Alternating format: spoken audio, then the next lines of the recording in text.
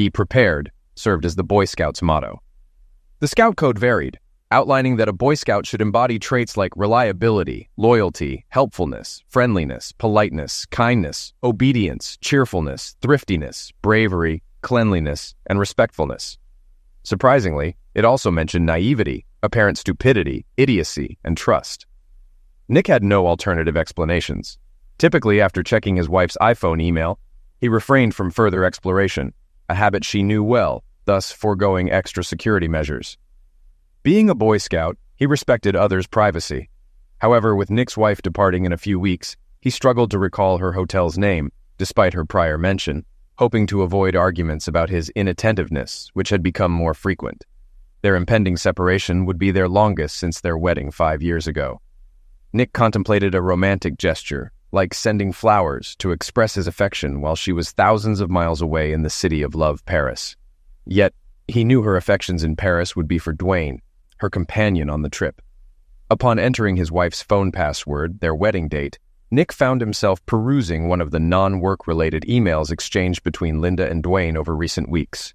They discussed romantic activities in Paris, including strolls along the Champs-Élysées, moonlit boat rides on the Seine, and passionate nights.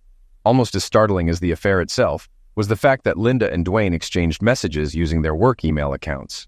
They both should have exercised better judgment. Like Nick, Linda was a lawyer, and Dwayne was a paralegal at her firm. All three had extensive experience in document analysis for major litigation cases, where teams of lawyers and paralegals combed through hundreds of thousands of emails for discovery proceedings. Typically, the narrative revolved around one or two individuals engaging in affairs, prompting lawyers to assess any impact on the case and strategize damage control. The truth was, Nick's lack of attention when Linda mentioned the trip and hotel name stemmed from a sense of something amiss, honed by his legal experience in detecting deception. He couldn't pinpoint it then, but his instincts signaled trouble. 5 years as a lawyer, listening to clients and colleagues had sharpened his perception. Something felt off when Linda first mentioned the trip. The arbitration process ahead promised to be dreadfully dull, leaving no time to enjoy the sights of Paris. She mentioned this casually, without even looking at him, and it felt too dismissive. Knowing Paris held a special place in Nick's heart, they often discussed visiting together since Linda had never been. Nick found her response odd, but he didn't anticipate such a dire situation. The email he was now reading felt like a sharp blow to his heart. Dwayne's message from the previous night suggested removing Nick to spend more time together without worry. Linda replied, stating she felt safe with Nick, but admitted to enjoying secret moments with Dwayne. This revelation stung. Nick felt uncertain about his next steps, aside from forwarding all correspondence to himself and printing out the email exchange as evidence, just in case. As an experienced lawyer, his first instinct was to preserve evidence. After securing the emails, Nick began to contemplate his options. He knew he needed to think carefully before taking any action. This analytical approach was what defined him as a lawyer. He was paid for his intellect, not his physical strength. With Linda out for a run and expected back soon, he had limited time to make decisions. Before he could consider his next move, he needed to complete the task of finding a hotel. However, this wasn't for sending flowers. He didn't understand why he needed this information, but he knew it was necessary, perhaps to be near the Eiffel Tower, close to the International Chamber of Commerce, where Linda and Dwayne would be working on their arbitration case. Once he located a suitable hotel, Nick quickly conducted a search on Virginia divorce law. While he remembered some details from the bar exam, he wanted to double-check. Infidelity was grounds for divorce and could impact issues such as alimony and property division. But there were nuances to consider. One defense was if Linda discovered the infidelity and then resumed carnal relations voluntarily. Nick needed to leave the house quickly, avoiding confrontation for now, intending to confront Linda later with a carefully crafted response. He resolved to take control of the situation for the remainder of their marriage, even if it meant acting against the principles of the Boy Scouts. In wartime, as Churchill famously said, truth must be protected by a bodyguard of lies. Nick's lies would serve a greater purpose now, especially since none of them were under oath. He headed to the master bedroom, beginning to pack swiftly. Finishing promptly, he placed his suitcases near the front door. He nearly completed gathering vital documents, bank and credit card statements, 401k and IRA statements, car titles, pay stubs, mortgage, and Linda's recent student loan balance. As he emerged from his basement office, He heard her in the kitchen, deciding to appear worn out and disheveled when facing his wife. With her shoulder-length brown hair pulled back into a ponytail, she looked attractive, though he found her repulsive. In his view, love was already dead. "I'll be going to Paris," he announced with a grim smile. Linda's face drained of color, her blue eyes losing their brightness. "What? Paris, Virginia?" Her initial shock faded quickly. "Sven just called," Nick explained. "We're needed for an insurance case, and we need to prep a witness. We lost the motion to compel, and the judge is furious, throwing the investigation timeline into chaos. I'll be on the road for a few weeks, though I might drop by occasionally." "Poor thing," Linda replied with a fitting expression of concern. "Maybe your company is hiring." "I'd rather join you in Paris," Nick countered, noting concern flicker across her face again. But then she grinned. "Send me your resume. Maybe you have the right experience for us to consider." It was a jest. Linda's law firm ranked higher than Nick's. Perhaps with some guilt, she moved as if to hug him, but Nick retreated to his office before she could close the gap. Visions of striking her resurfaced, and he wasn't sure he could keep them at bay. Heading back upstairs, Linda inquired about his dinner preference. "I won't be able to stay. I'll grab something on my way out. Sven urgently needs me to hit the road," he said, bustling around the kitchen. Linda followed him to the door, a hint of concern in her expression as he grabbed his suitcases and headed out. She leaned in for a goodbye kiss. "Apologies. I think I may have caught a cold this morning. My throat feels sore. It could be allergies, but I don't want you to catch anything." Linda trailed him to the car as he loaded it.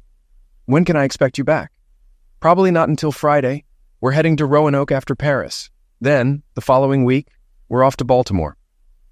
Perhaps growing more paranoid, he thought he could discern the gears turning in her mind as he watched her avert her gaze, as though contemplating how his absence might present unexpected opportunities for her. Waving goodbye, he reversed out of the driveway. He hoped she would simply assume that he was preoccupied with work and irritated by the Saturday call. His acting skills were already stretched thin, but he suspected she was already plotting to invite Dwayne over. Nick drove until he reached a nearby shopping center with a coffee shop. Like many lawyers, he found clarity in putting thoughts to paper. As he finished his coffee, he began jotting down a list of tasks. Pausing for a moment, he realized he had never entertained the idea of reconciliation. That wasn't even on the table. Only retribution was. The question was, to what extent? The ringing of his phone interrupted him. Not recognizing the number, he answered impatiently. "Yes," he said. "Mr. Buford, I'm Sam Granger. Though we haven't met, I'll be direct. I found your number online. I specialize in buying old houses and replacing them with mansions. I understand it's controversial, but people tend to soften when presented with a check." Granger spoke rapidly, leaving Nick little time to react except to note that the house wasn't old. It was cozy. "I'd like to purchase your house to demolish it," Granger continued. "While I'd suggest a shopping center, construction timelines, especially with county permits, are unpredictable. I make my profit by closing deals fast, and I believe I can offer you a very favorable price if you and your wife are interested in selling." Nick struggled to suppress a grin reminiscent of the Grinches as Linda picked out their home shortly before their wedding. Although an aged ranch, it boasted a charming yard bordering a wooded area with a babbling creek. Despite its proximity to major highways, it offered seclusion and tranquility. What truly sold her was the treehouse in the yard opposite the master bedroom window, envisioning it as an ideal space for children. Meanwhile, Nick was drawn to its affordability and the fact that it was only a 20-minute drive from the main subway parking lot, coupled with a 30-minute train ride to work, making the move to the area highly convenient. "Mr. Granger, I'll be absent for the next few days, so access to the property may not be guaranteed. Call me, Sam. I don't require an interior inspection. As mentioned, it's a wreck, and I've already surveyed the exterior. Can we meet Sunday morning?" "Certainly. I'll likely finalize the deal using my wife's power of attorney due to her busy work schedule." "No problem. I'll provide you with the necessary paperwork." Nick made a note of the address and started to envision the plan taking shape. Did Linda feel secure with her Boy Scout? Little did she know that Lord Baden-Powell's scouting principles, stealth, cunning, and self-confidence, served as the basis for his boy's movement skills, akin to military intelligence tactics, including ambushes. She won't anticipate what unfolds until it's too late. But first, reconnaissance. To start, he set his empty coffee cup on the table and headed to the car for privacy. Dialing a number, he asked, "Frank?" when the call was picked up. Frank Berry worked as a private detective during his 5 years in corporate legal work. Nick also made it a priority to do pro bono work to assist disadvantaged individuals with their legal issues. This aligned with his beliefs about leading a meaningful life and provided him with courtroom experience that his regular job typically didn't offer. One of his law school peers suggested that Frank assist with a contentious divorce case involving a stepfather accused of carnally abusing his stepdaughter. Frank's evidence led to the man's release when the police's lackluster response failed, expediting the divorce process. As Nick briefed Frank on what he had uncovered, he queried, "You think your wife will bring him to our bed tonight? Is she truly that arrogant?"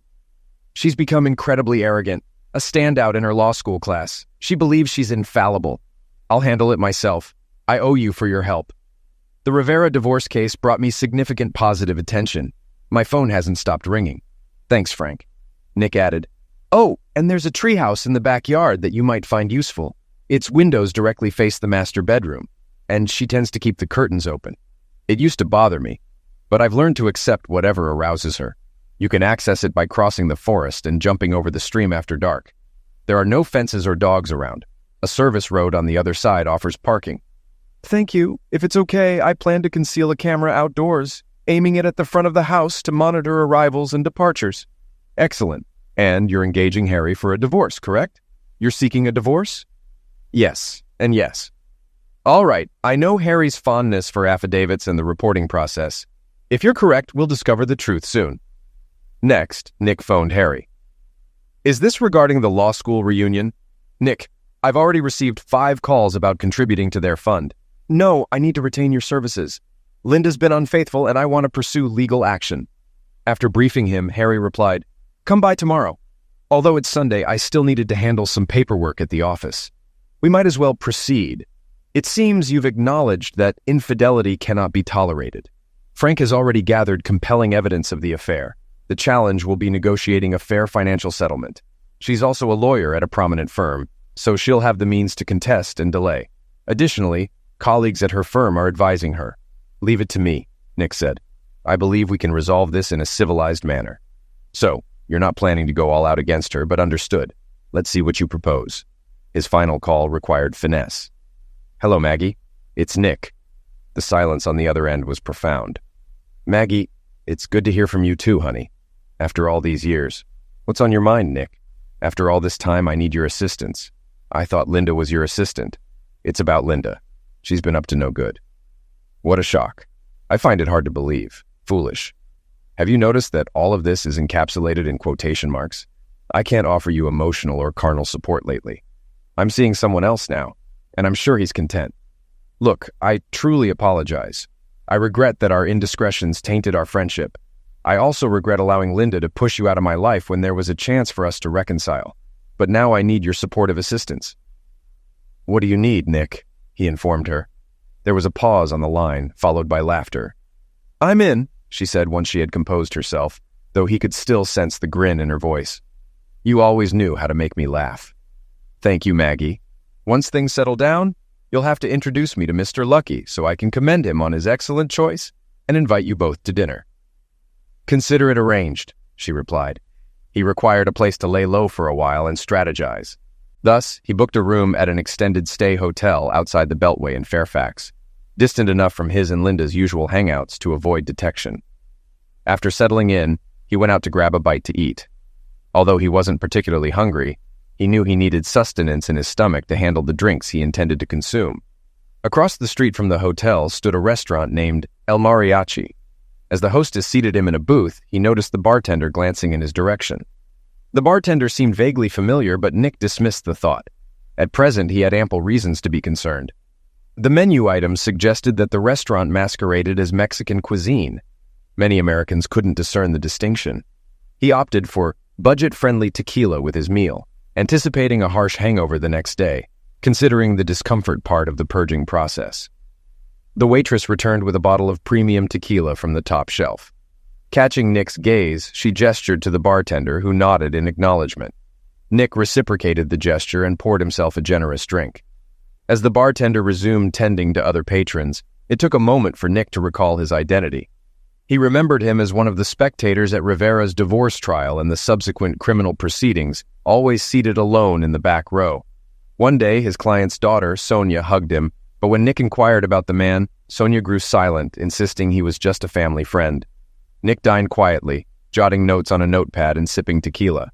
After the waitress cleared his table, he visited the restroom, feeling the surroundings sway as if he were aboard a ship. Leaning against the wall for support, he returned to his booth, attempting to maintain composure, only to find the bartender seated across from him. "Senor Nick, good to see you," he greeted, clasping Nick's hand and shaking it vigorously. Nick settled in, awaiting his words. "I never properly thanked you for helping my cousin deal with that scoundrel she was wedded to."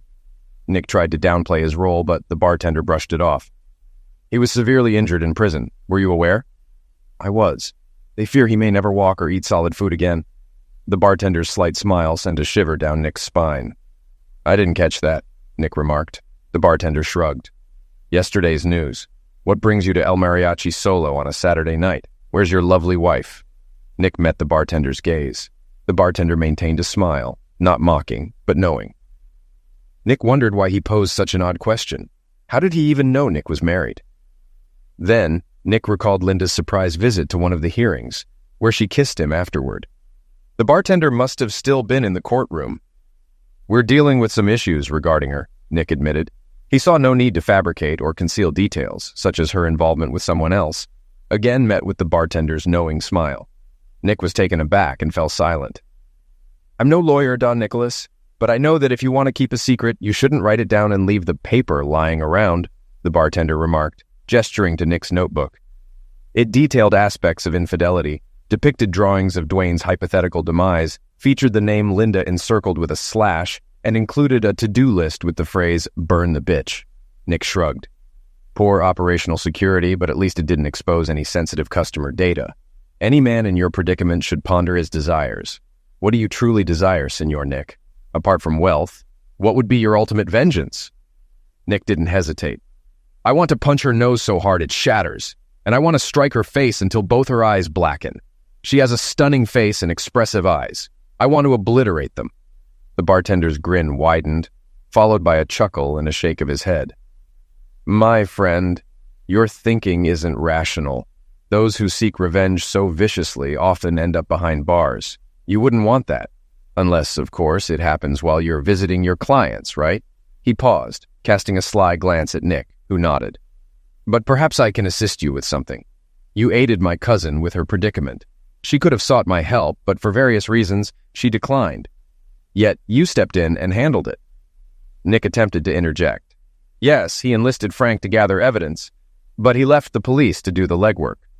Nick also enlisted a partner from his firm, a former assistant United States attorney, to diplomatically liaise with the prosecutor to ensure proper handling of the criminal case. Nick accompanied his client to ensure she received due respect from the prosecutor. The divorce itself was standard procedure following her husband's conviction. The bartender waved off his objections. "You must recognize that aiding everyday people like my cousin is commendable. On behalf of my family, I am indebted to you. I always repay my debts. I believe you could use some assistance." Nick studied him intently. "I'm afraid I don't recall your name." The bartender's smile morphed into a shark-like grin. "Some folks call me El Diablo, Devil," he nodded. "That's what those who dislike me call me. To my friends, I'm Jose Garcia." Now it was Nick's moment to grin. "What must I do to earn a favor from the devil? Trade my soul?" El Diablo's grin faded. Nick's expression turned serious. "Let's be real, you're a lawyer. You don't have a soul." His grin returned, signaling a jest. "Consider it professional courtesy, Senor Nick. Now just provide me with your address, your wife's name, and her daily routine." "What's your plan?" "I have a few ideas, but ever heard the saying, ignorance is bliss? I think you need to remain blissfully unaware and keep track of your whereabouts over the coming months. Get yourself a disposable phone so we can stay connected. Leave the number here at the bar, and after that, steer clear of this place. It's for the best." Nick briefed El Diablo on hiring a private investigator, his intention to stay put until Linda jetted off to France, and her travel schedule. El Diablo recognized the hotel in Paris but kept its source under wraps. "Just one query, Senor Nick. Is there any hope for reconciliation, forgiveness, mercy? I don't want to hear, 'I've had a change of heart' later on." El Diablo met his gaze squarely. The grin vanished. His demeanor turned grave. Nick held his gaze, took a deep breath, and paused to rein in his emotions. The path ahead was clear. He was a man of simple values, prioritizing trust and loyalty above all else. They had left his marriage. Linda had flicked a switch in his mind, swapping love for loathing.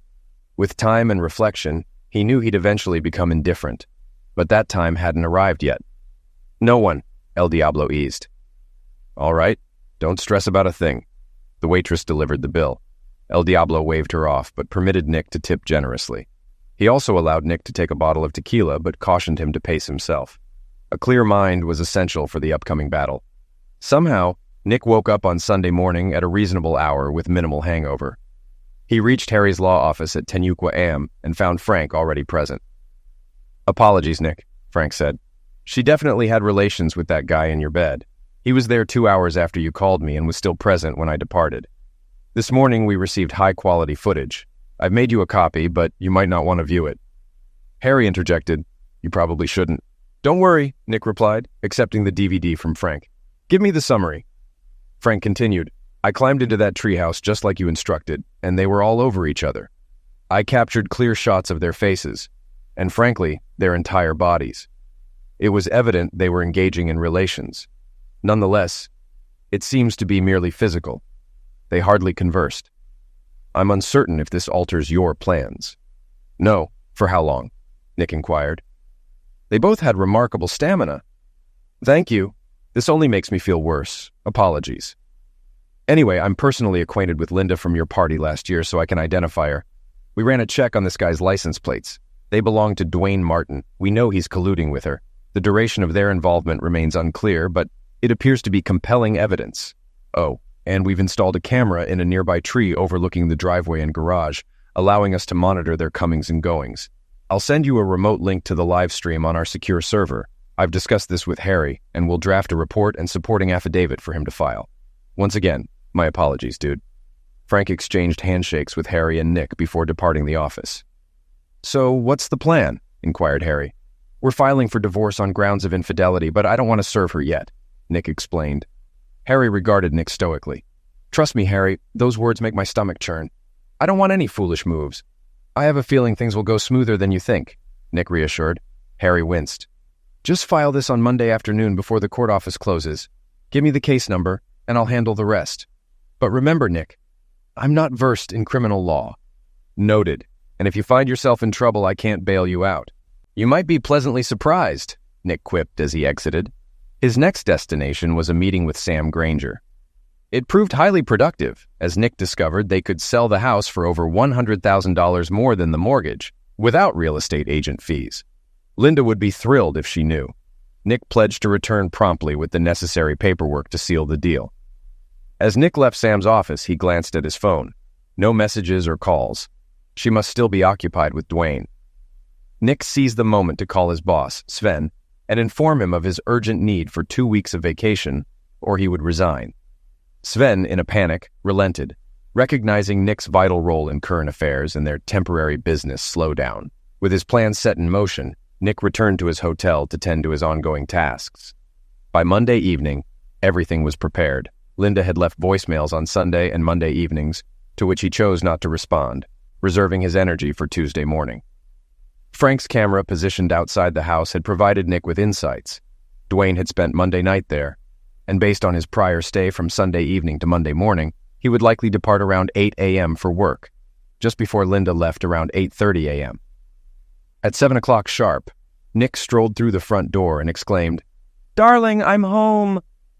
A sudden noise from upstairs caught his attention, and shortly after, Linda descended the stairs in her robe, appearing disheveled and startled. "Honey, what a surprise," she said, attempting to feign cheerfulness but struggling to conceal her unease on the brink of panic. "I thought you wouldn't be here until Friday. You didn't answer my calls." "Apologies," Nick replied cheerfully. "You know how it goes." He pretended not to notice the 2 glasses of wine left in the living room as he made his way to the dining room. Linda lingered in the doorway, pondering her next move and how to prevent him from ascending the stairs, where Dwayne was likely hiding. A knock at the door startled her. "Could you get that, honey?" Nick requested. Meanwhile, he busied himself arranging papers on the dining room table, feigning obliviousness as Linda squared her shoulders and went to answer the door, possibly anticipating the arrival of a bailiff with divorce papers. To her surprise, it was Maggie who entered unannounced, simply greeting them. Linda observed with intrigue as Maggie took a seat at the dining table and opened her suitcase. "Apologies, honey," Nick began, "but I'm uncertain when my next on-air appearance will be. And I can't imagine you embarking on a foreign trip without updating your powers of attorney. Just as a precaution in case any financial or medical emergencies arise. Oh, and I had a couple of moments over the weekend and received a tip about refinancing my mortgage at a fantastic rate. Since we'll both be traveling, I thought now would be the opportune time to handle it. I apologize for the urgency," he added, attempting to convey his remorse. "Who's this?" Linda inquired, gesturing towards Maggie once the pulsing in her temples had subsided. "This is Maggie," Nick clarified. Linda visibly relaxed. "Maggie is a notary," Nick elaborated. "You're my Boy Scout, always prepared," she remarked with a grin as she took a seat, though her eyes remained cautious. "It's just my nature, honey," he said, handing Linda a pen and arranging the papers in front of her. "The flags with arrows indicate where to sign. Feel free to review the documents if you wish." "I trust you," Linda replied with a broad smile, promptly signing all the papers before her. Nick silently prayed that she would comply, as his fate depended on it. But as they say, fortune favors the bold. As Linda signed each document, Nick passed them to Maggie, who notarized them. "Mrs. Buford, do you have a photo ID?" Maggie inquired. Linda rose from the table to retrieve her purse. A brief exchange of glances occurred between Maggie and Nick, both struggling to suppress laughter. Linda placed her driver's license on the table. Maggie snapped a photo with her phone and recorded the details in her notary journal. Linda offered coffee, but both Nick and Maggie politely declined. As Maggie finalized the certification of the documents in her ledger, and Nick organized everything into separate folders, Linda's gaze remained expectant, anticipating Nick's next move. Strategizing her next steps, Maggie departed, tidying up her belongings and offering Nick a smile when Linda's attention was elsewhere. Seizing the moment, Nick informed Linda that he had a conference call to conduct and retreated to his basement office to do so. Linda visibly relaxed, knowing she now had time to discreetly escort Dwayne out and erase any trace of him before Nick resurfaced from his sanctuary. Nick descended to the basement, allowing Linda to maintain the illusion that she was still deceiving him. Pretending not to hear the heavy footsteps retreating up the stairs as Dwayne made his escape, or the garage door opening for Dwayne's departure, Nick continued with his charade. However, upon hearing the shower running in the master bathroom, Nick swiftly gathered his belongings, exited through the basement door, and drove off in silence, leaving his unsuspecting wife behind. 2 hours later, after a hearty breakfast at the diner, Nick found himself in Harry's office. Harry appeared taken aback. "So you're saying you had your wife sign Form CC-1106, confirming the divorce filing and relinquishing future service of process and notice of any proceedings?" "That's correct. The properly certified form is right here." "And you're also telling me that you coerced your wife, a seasoned lawyer, into signing a property settlement agreement transferring all proceeds from the sale of your home and its contents, along with cars and any jewelry she owns, granting you full control over her personal belongings, and allowing both of you to retain your respective retirement accounts, with no alimony from you to her, despite her higher income?" "Indeed. She always displayed a very generous demeanor." Harry scrutinized Nick and redirected his focus to the papers on his desk.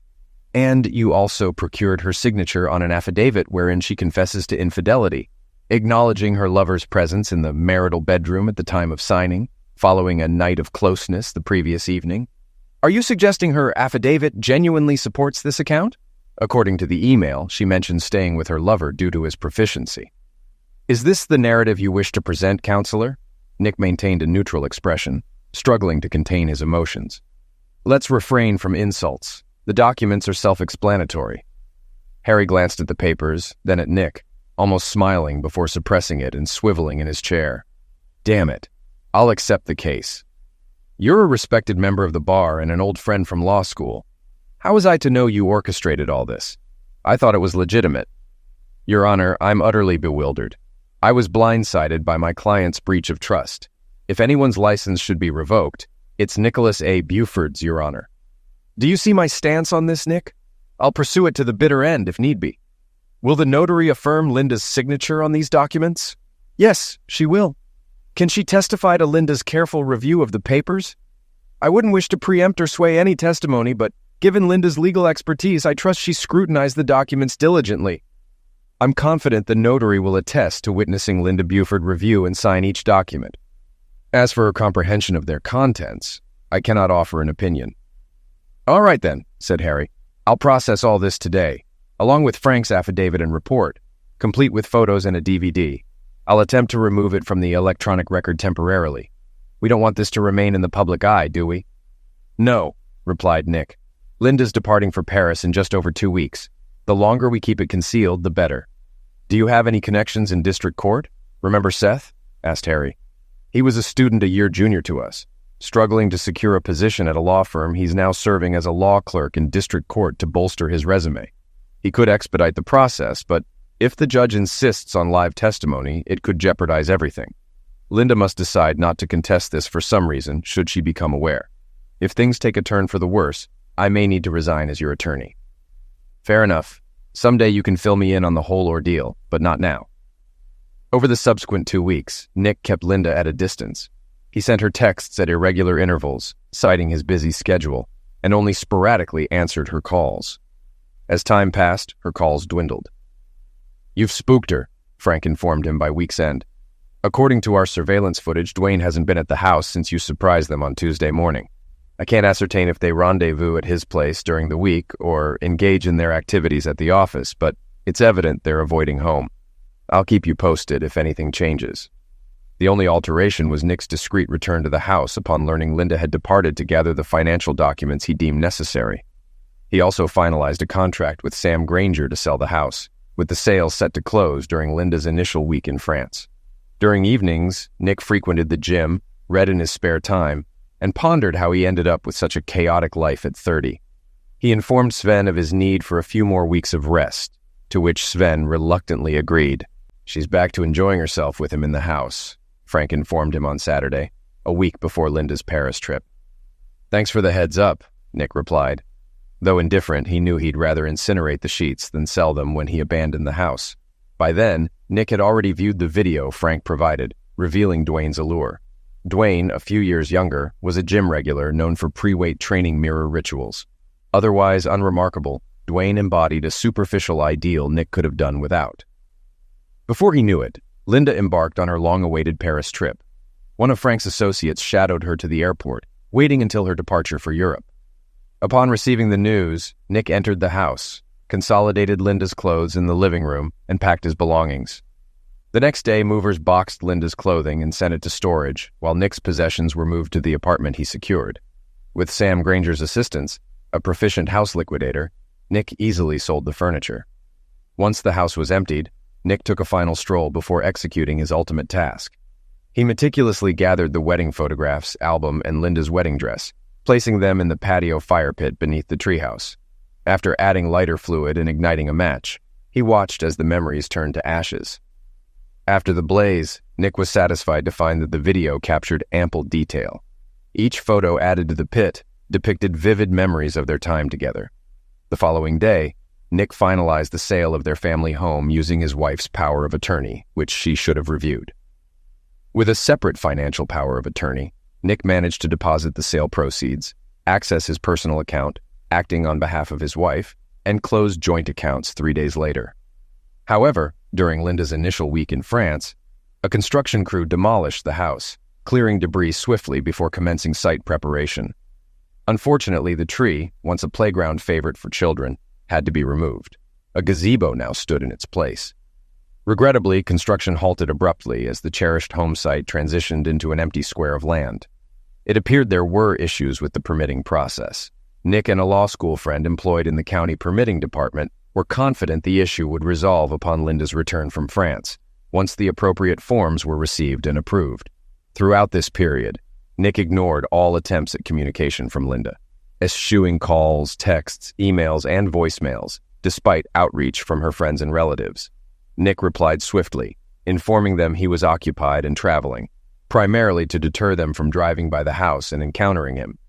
El Diablo reached out on Nick's prepaid cell phone, mentioning that Linda and Dwayne appeared strained and unhealthy, hinting at possible suspicions. When Nick inquired how he obtained this information, El Diablo simply stated his wide network of connections, even across Europe.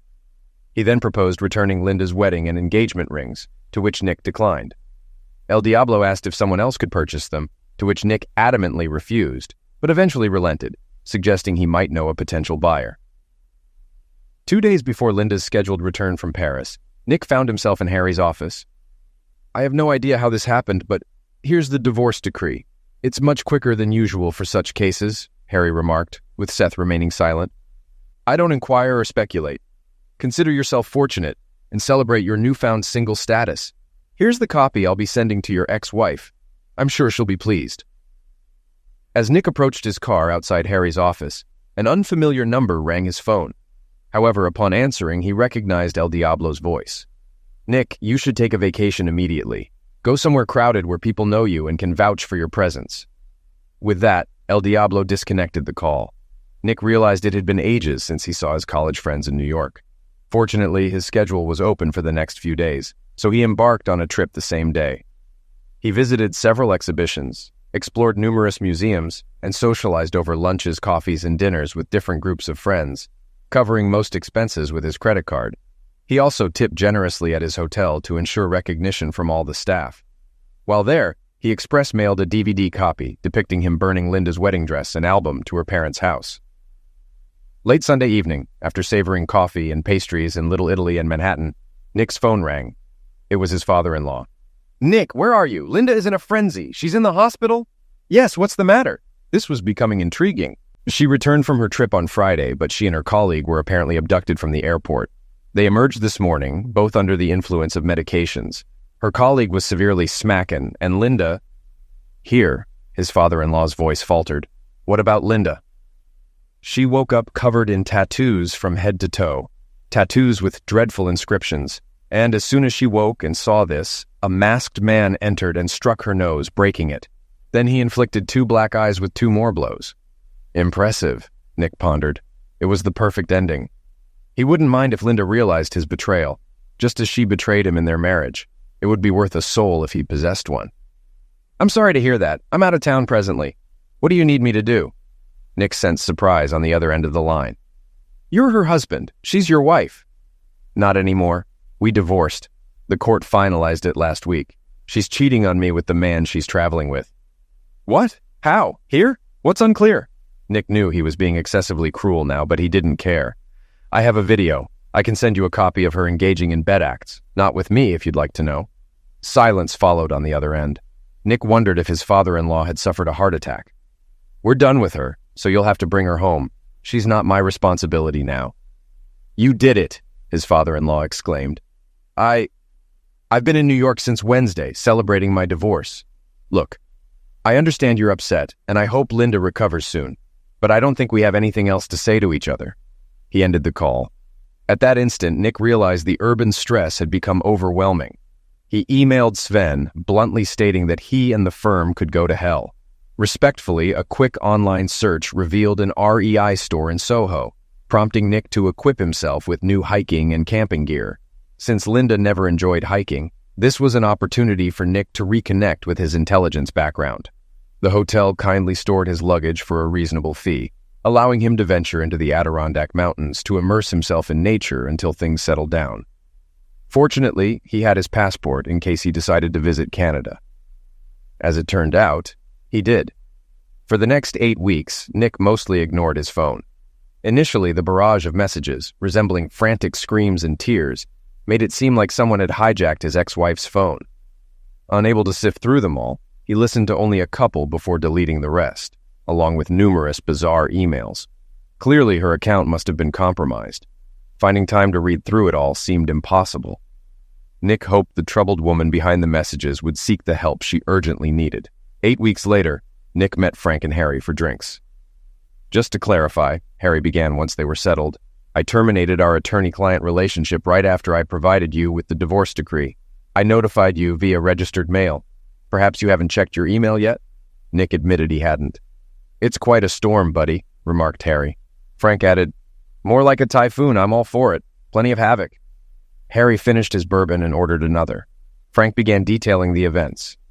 "So, on Monday morning, the former Mrs. Buford arrived at her previous residence with her parents. We never got around to removing the external camera.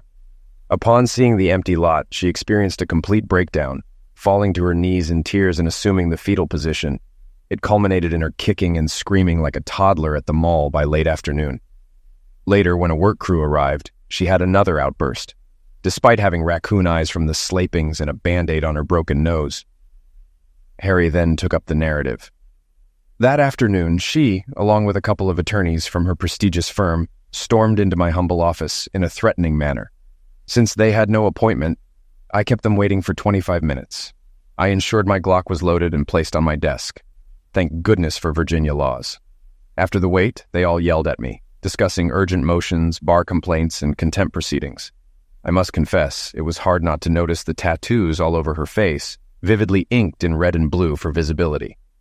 Once I managed to regain focus, Harry continued, I inquired about the exact issue causing their aggression, asking if there were any false statements. They paused, exchanging glances. So I questioned them about the controversy surrounding your ex-wife's alleged infidelity. They all affirmed it.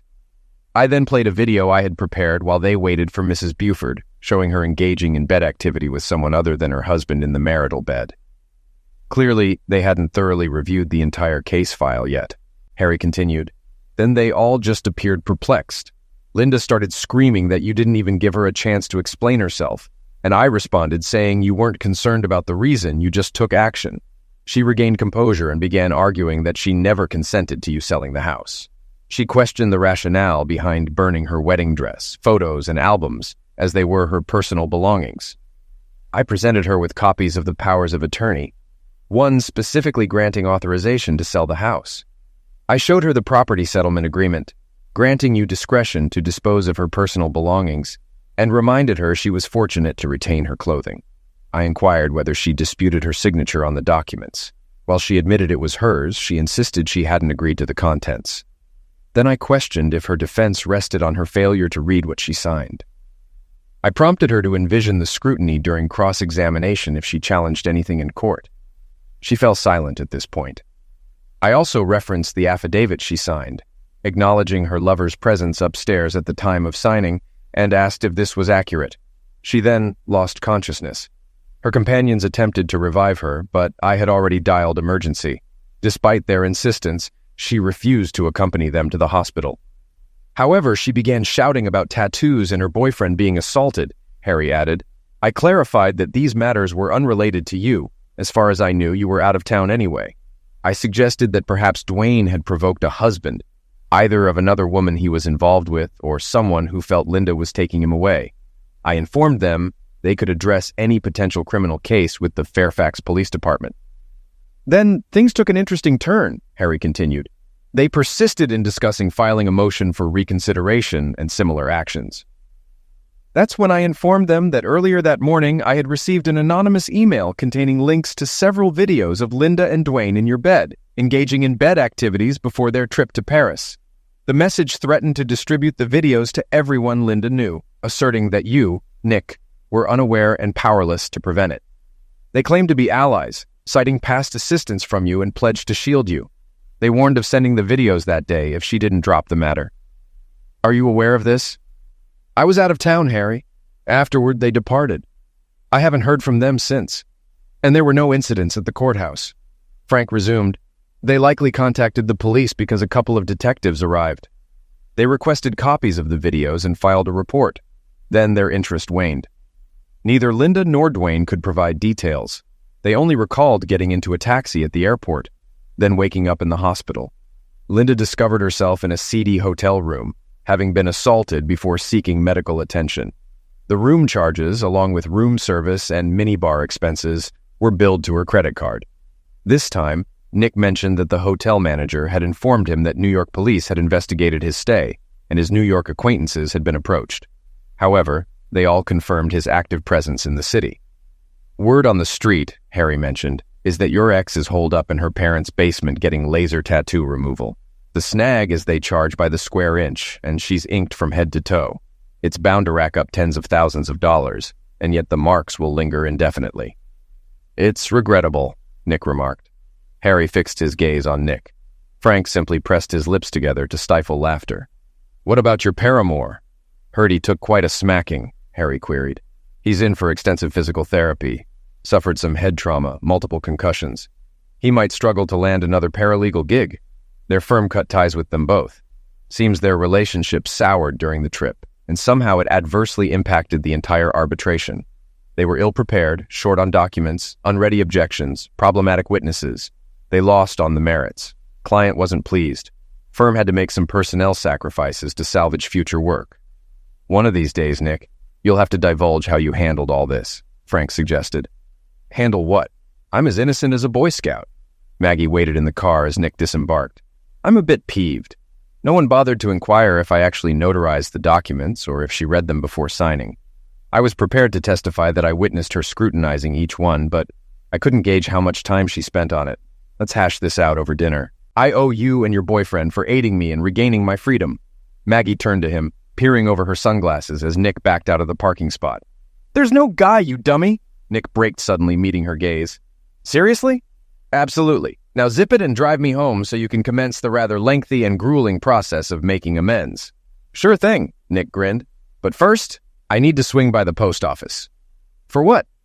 Sending a card to an old friend, Nick replied, retrieving it from the glove compartment. It bore the Boy Scouts emblem. I'll ask her, does she feel safe now? Safe?